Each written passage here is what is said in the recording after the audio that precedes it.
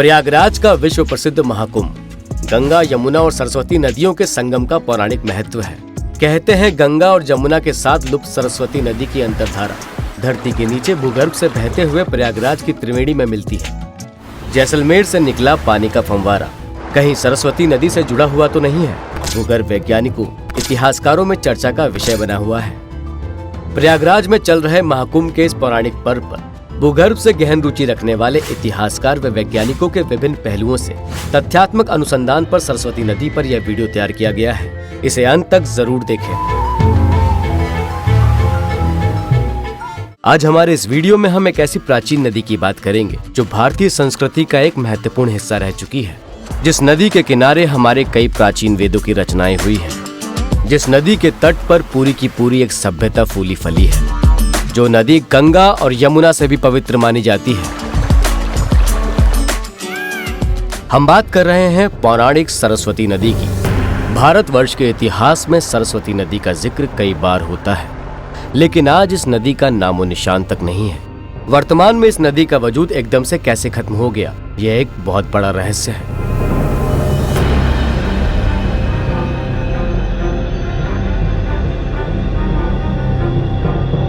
हालांकि अभी कुछ ही दिनों पहले 28 दिसंबर 2024 को राजस्थान में जैसलमेर के मोहनगढ़ गांव में अचानक से जमीन से पानी फंवारे के रूप में निकलने से इतिहासकारों और वैज्ञानिकों द्वारा यह कयास लगाए जा रहे हैं कि यह पानी कहीं सरस्वती नदी का तो नहीं। उसमें कुछ लोगों का ये मानना है कि सरस्वती नदी का पानी है। अभी कुछ लोगों का ये मानना है कि सरस्वती नदी का पानी ना होकर के ये बहुत पुराना पानी का जमा हुआ पानी है।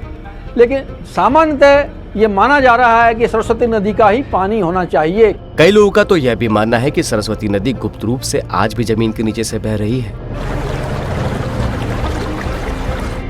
आधुनिक तौर पर एक मान्यता तो यह कहती है कि सिंधु और हकरा के लगभग 200 किलोमीटर के दूरी में भारतीय प्रदेश से होते हुए कभी सरस्वती नदी बहती थी। एक नदी है घग्गर, वो आगे चलकर विलुप्त हो जाती है और फिर लूनी नदी अचानक बीच से शुरू होती है और हमारे राज्य के अंत तक जाते हुए आगे तक निकलती है। तो एक विचारकों का समूह है जो मानता है कि घग्गर और लूनी की जो धारा है कभी आपस में मिलती होंगी और ये सरस्वती का साक्ष्य देती होंगी। पहली बार सरस्वती नदी का जिक्र प्राचीन वेद ऋग्वेद में मिलता है, जिसके हिसाब से सरस्वती जैसी कोई और नदी नहीं है। इसी नदी के किनारे बैठकर ऋग्वेद की ऋचाएं भी लिखी गई थी। सरस्वती नदी का ऋग्वेद में 75 बार वर्णन है। सरस्वती नदी को उस समय देवी के रूप में पूजा जाता था। निश्चित तौर पर सबसे विशाल नदी है। गंगा यमुना से भी बढ़कर उसे महत्ता दी जा रही है, तो कुछ तो अद्भुत रहा होगा। पौराणिक कथाओं में सरस्वती नदी का वर्णन कई बार होता है। कहा जाता है कि बलराम ने द्वारका से मथुरा तक का सफर सरस्वती नदी से ही किया था। महाभारत में भी सरस्वती नदी का उल्लेख है। महाभारत में सरस्वती नदी को प्लक्षवती, वेदस्मृति, वेदवती नदी कई आदि नामों से उपाधि दी गई है। और यह भी कहा जाता है कि महाभारत का युद्ध सरस्वती नदी के किनारे पर ही हुआ था। और युद्ध जीतने के बाद पांडव जब स्वर्ग के लिए निकलते हैं तो उनका सामना भी सरस्वती नदी से ही होता है। जब वेदव्यास सरस्वती नदी के तट पर बैठकर महाभारत की रचना कर रहे थे, तब सरस्वती के प्रवाह की शोर की वजह से गणेश जी वेदव्यास को ढंग से सुन नहीं पा रहे थे। इस बात से नाराज होकर वेदव्यास ने सरस्वती को श्राप दिया और इसी वजह से सरस्वती जमीन में समा गई। ऐसा भी कहा जाता है कि जब भगवान परशुराम ने धरती से अत्याचारियों का सर्वनाश किया था, उसके पश्चात उन्होंने सरस्वती नदी में ही स्नान किया था। यह एक ऐसी नदी है जिसने पूरी की पूरी एक सभ्यता को जन्म दिया है।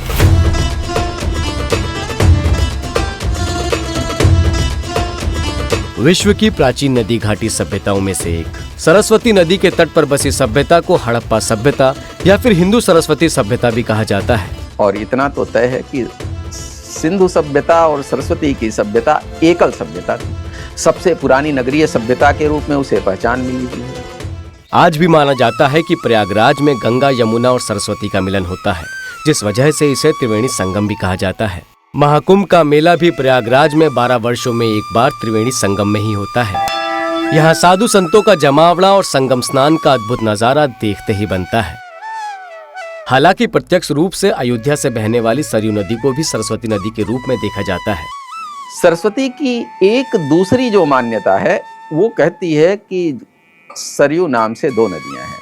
एक नदी है जो कि उत्तराखंड में बागेश्वर के पहले निकलकर आती है और आगे आकर समाप्त हो जाती है, और दूसरी सरयू जो सभी को प्रसिद्ध है, जो हमें दिखती है अयोध्या में। तो कुछ लोगों की गवेषणा है कि ये दोनों सरयू कभी एक ही नदी की धारा रही होंगी, और सरमूल से, जहाँ से मूल सरस्वती आज सरयू निकलती है, वो वहाँ से जुड़ी रही होगी। पूर्वी और मध्य भारत की धारणा है, वो कहती है कि गंगा यमुना सरयू एक में मिलते थे, सरस्वती अंतरधारा के रूप में प्रयागराज में मिलती थी, तो एक कथा वहाँ भी जुड़ती है। पिछले कई दशकों से वैज्ञानिक और रिसर्चर्स इस रहस्य को जानने की कोशिश कर रहे हैं। साउंड हाइड्रो जियोमॉर्फिक एनालिसिस पर आधारित एविडेंस के अनुसार सरस्वती को हिमालयी हिम नदियों की एक बड़ी पैलियो रिवर कहा गया है। पैलियो रिवर या पैलियो चैनल एक साइंटिफिक वर्ड है। इसे किसी नदी की पुरातात्विक धारा या फिर आम भाषा में लुप्त हो चुकी किसी नदी के फुटप्रिंट के रूप में भी समझ सकते हैं। जब कोई नदी सूख जाती है तो अपने पीछे कुछ निशान छोड़ जाती है, उसे पैलियो चैनल कहते हैं। इस पैलियो चैनल पर Indian Space Research Organisation ISRO के साथ साथ कई इंस्टीट्यूशंस ने रिसर्च किया, तो सैटेलाइट इमेजरी से यह पता चला कि राजस्थान के थार रेगिस्तान के नीचे सरस्वती नदी के निशान हैं। इसरो ने अपनी रिसर्च के दौरान सरस्वती नदी का एक मैप तैयार किया, जिसमें सरस्वती नदी 4 से 10 किलोमीटर चौड़ी है और पंजाब, हरियाणा, राजस्थान और गुजरात से होकर गुजरात के कच्छ तक फैली हुई है। कुछ समय बाद जब IIT बॉम्बे के रिसर्चर्स ने पैलियो चैनल को और डेप्थ में स्टडी किया, तो यहाँ पर ग्रे माइका मिलता है, जिसकी कार्बन डेटिंग से पता चलता है कि यह पैलियो चैनल किसी हिमालयन रिवर से काफी सिमिलर है। सरस्वती के लुप्त होने की एक वजह क्लाइमेट चेंज भी माना जाता है। IIT खड़गपुर की स्टडी के अनुसार पिछली शताब्दी में इन एरियाज में बारिश के पैटर्न में काफी तेजी से बदलाव हुए थे, जिस कारणवश ये एरिया सूखने लगे, जिस वजह से सरस्वती नदी की धारा कम हो गई और फिर यह नदी भी सूख गई। राजस्थान के रेगिस्तान में एक भूजल के रूप में ये माना जाता है कि ये सरस्वती नदी अंडरग्राउंड वाटर के रूप में अब बहती हुई रहती है। सरस्वती अब कोई मिथक नहीं है, बल्कि प्राचीन भारत की सभ्यता की दास्तान बयां करती है। सरस्वती नदी अभी और भी रहस्य को उजागर कर सकती है, लेकिन जैसलमेर जिले के मोहनगढ़ गांव में खुदाई के दौरान निकला पानी का फंवारा कहीं भारत में विलुप्त हो चुकी सरस्वती नदी के फिर से निकलने का संकेत तो नहीं। अगर आपको हमारा ये वीडियो पसंद आया तो इस वीडियो को लाइक और शेयर करें, और इतिहास के ऐसे ही रोचक तथ्यों की जानकारी के लिए हमारे चैनल को सब्सक्राइब जरूर करें।